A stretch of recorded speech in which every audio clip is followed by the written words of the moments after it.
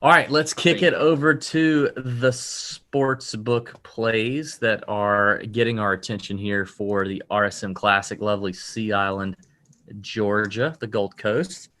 I'm going to kick it over. I'm going to start with a number on PointsBet.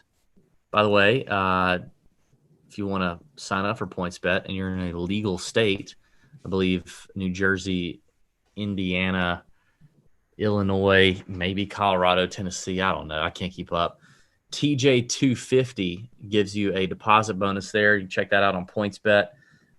Really fun game over there, but they have the traditional golf bets as well.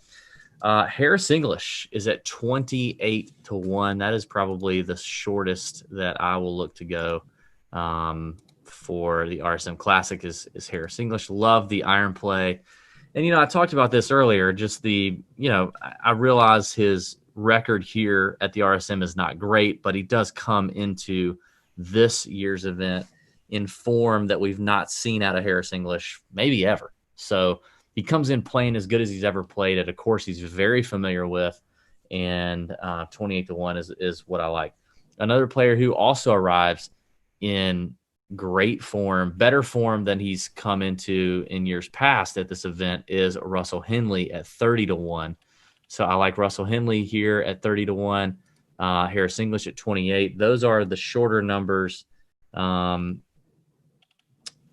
Brian Harman and Kevin Kisner. I guess I'll say that too. They're shortish, 45-1.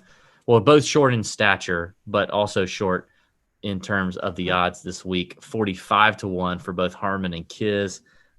Kiz, previous winner here. Both Georgia guys, very familiar, very good on these grainy Bermuda greens and around the greens. So 45-1. Those are on DraftKings right now. Those are the better numbers on DraftKings if you want to grab those. I think those are going to get shorter. I mean, I could see Kiz and Harman ending the week, similar to, Poulter's number, Lowry's number, Kokrak's number, who's all 35-1. I think Harman and Kisner I would take above all those guys and should be a little shorter, and I think will get shorter before the week is over.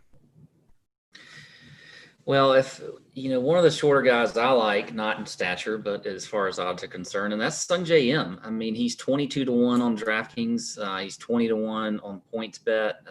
So I think Sungjae Im again. I mean, he showed you last week what he could do, and he's just the guy doesn't miss fairways and is just an incredible scrambler. So I like Sungjae Im at 22-1. I mentioned Shane Lowry. He's great on Bermuda. Loves Bermuda. I mentioned Shane Lowry. I like him at 35-1 on the shorter end. I don't mind the Kiz and Harman plays, but you're still getting a guy like Munoz at 45-1.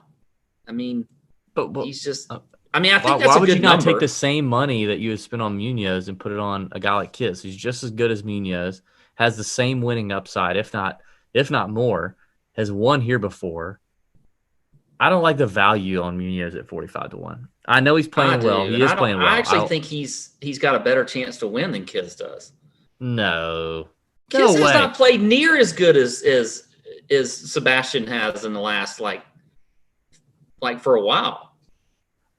Okay, but Kit, it's not like he's been playing terrible, but he comes to a course that is better suited for his game, which Munoz is a longer hitter, so most of the tournaments he plays are going to be ideal for him. I mean, don't forget, dude, since the restart, Kiz has had 2 third-place finishes and a 4th. Like, he's had high finishes. One of them was at the Wyndham, which is, to me, kind of a similar event as here, or course layout. 19th at the PGA Championship. I mean, 25th at the St. Jude. That's a tough field. I mean, it's not a 25th at the BMW at Olympia Field. It's a tough golf course. 14th at the Zozo. I mean, what are you talking about? Like, Kiz has played very, very well. I agree Sebastian Munoz has played very well. But Kiz has still had a great, since the restart, he's been solid. He's been a little boom or bust. I mean, but boom or bust. I don't think this is like something I'm not gonna get into an argument, to be honest. I really don't effing care. I'm trying to get you into an argument. Why won't you argue with me? Because I'm not going to do it. I mean, I think Munoz is a better player than Kiz, but I'm not going to sit there and like. Whoa, you think he's a better player? I don't think he's a better player. I think he's a better play than Kiz is this week. But I mean, I'm not going to sit there and argue about it. Whatever. And I'm not denying Munoz's form. I'm not denying his form. His form is fantastic. I'm not denying that. I'm just saying, I mean, Kiz's experience here, his familiarity with this golf course, lived here for a time, gets instruction here from time to time, knows this place very well. Bermuda, he knows, and I know Munoz is good on Bermuda, but Kiz knows this grainy Bermuda as good as anybody. And I think the floor is higher for Kiz, and I think the upside is higher for Kiz. I don't care about the floor in my betting. I just care about the upside. I think Munoz. I think the upside is higher. I actually still think it's higher than Munoz, despite how good Munoz is playing. Okay. Anyway, another guy I like is Sam Burns, who I mentioned, in the DFS portion. I like him at 60-1. I just crossed my mind too is, he won on the web.com tour, the Savannah Golf Championship, right around the corner from me on a very similar course to what they're going to be playing. Coastal. Yeah. So, I mean, I think Burns is just such a great fit this week. So I like him at 60-1. Yeah, I like that. I like, I mentioned HV3. He's at 70-1. I just feel like that kid has got to. When is he going to freaking win a golf tournament, though? I know. He's got to win one, man. And it could come this week. So, he has to win a golf tournament. Yeah. I think Denny McCarthy at 85-1 is a very interesting number. Like, in any other field, like you take out some of these top names that they got this week, he's way shorter than that. If this were your normal RSM field, Denny is much shorter. Yeah. I get that you're getting a lot of good players, but I do like the number at 85-1. I think that number, I mean, maybe by the time people are even listening to this on Tuesday or Wednesday, that number is going to be shorter. Yeah. A couple more here, going a little bit longer. I think Russell Knox is interesting at 100-1. We've seen him play pretty well recently. Kind of traditionally, we know him as a good win player. So I like him as well. And then going a little bit longer, Wyndham Clark. Yeah, he did. Wyndham Clark at 150-1. Boom. I mean, we just saw him almost win a tournament. Now, he's going to be spotty, but that's why he's 150-1. But I still think that, he could be one of those guys that just pops based off just the, having a chance a few weeks ago. And, Bermuda was playing, if I remember, wasn't it? I mean, I know it was a coastal course, but wasn't it pretty windy, or was it not that?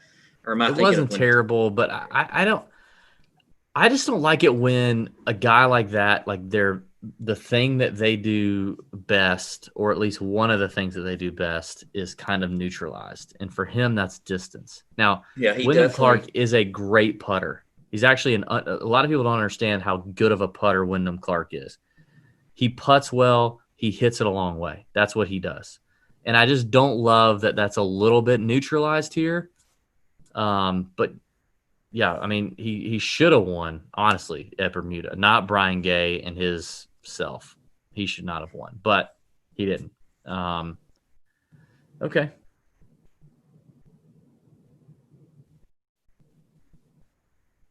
Anybody else? That's it. Okay. Anybody else for you? Yeah. I haven't gotten into my longer shot, guys. Well, I had McCarthy written down. Love that. I had Knox written down, 100-1, like that. A couple other 100-1 names that I like, and I mentioned them both in the DFS show, but I mean, or segment. Austin Cook at 100-1 is a defending champion. I like, arriving in good form, having a couple good finishes here over the last 5 or 6 events. Accurate player, greens and reg. I like Austin Cook at 100-1. And I love Henrik Norlander at 100-1. I think you're getting him at the longest number he's going to be at this week. I think that number is going to shorten, especially if the wind continues to stay or project to stay up. Henrik Norlander is one of the best ball strikers on the PGA Tour. and a lot of different people would tell you that. He's a great iron player, accurate off the tee, very familiar with Sea Island. And I think if Henrik's looking at this forecast, he's licking his chops. He's one of the guys at Sea Island right now, looking at the forecast going, yeah, come on, bring the wind, because that plays into what he does best, and that is ball striking. He's not a great putter, not a great chipper. He's a ball striker. So I love Norlander at 100 to 1. And then a couple names, 2 or 3 names I mentioned earlier. I like James Hahn at 150 to 1. I love the winning upside for James Hahn. I mean, you guys realize James Hahn has won PGA Tour events. He's competed in PGA Tour, like nearly lost PGA Tour events over the years. He's a grizzled veteran, not known for his Bermuda play, but it's not awful. There are definitely worse Bermuda players. And he comes in with 3 top 10s in his last 4 events. I love that about James Hahn. And guys like him are these guys that arrive at tournaments like this with 2 events left in this, fall season to rack up FedEx Cup points. They're motivated. They're ready to go. This thing means a lot. So I like him at 150 to 1. You mentioned David Hearn in the DFS segment. I like David Hearn at 250 to 1. Another guy who's contended down the stretch on a Sunday late in PGA Tour events, grizzled veteran. I think if he can get there late on a Sunday, he's not going to collapse. And then finally, big time long shot, 300 to 1, Hank Lebiota. Two decent finishes here, a lot of familiarity here, showing up in the Jones Cup Amateur event and just the Jones Cup Amateur event. Played well there. Great golf course for him. Very familiar with it. 300 to 1's a big number for a guy with that much familiarity with the golf course and recent history or course history here. And form's not bad either. Now, I do like a couple top 20s. Do you have any top 20s, top 10s? No, right now I just looked at some of the outrights. So, all right, you go. 4 guys at 14 to 1. I like long shots for his top 20 thing. I'm not going to freaking give you a 6 to 1 top 20 name. 14 to 1, Davis Thompson, number 1 ranked amateur in the world. Georgia boy, won the Jones Cup this year here at this golf course. Very familiar with this course. 14 to 1. Nick Watney, Sea Island practices here or gets coaching here. Nick Watney, he's a California guy, but very familiar with Sea Island. 14 to 1. JJ Spawn, 14 to 1, has had a good finish here at the RSM Classic. Well-known ball striker. Love him in windy conditions. Also just had a baby. Nappy factor for JJ Spawn, 14 to 1. And another name that is somewhat familiar with this golf course due to Jones Cup stuff, and that is Chase Seifert, who played in the amateur event here back in the day. And decent player, young player coming up on the PGA Tour. He's at 14 to 1. And then 10 to 1, Hank Lebiota, who I just mentioned, and Michael Gligic at 10 to 1. Gligic's had some really strong finishes here lately and in good form. I like him as well for top 20s.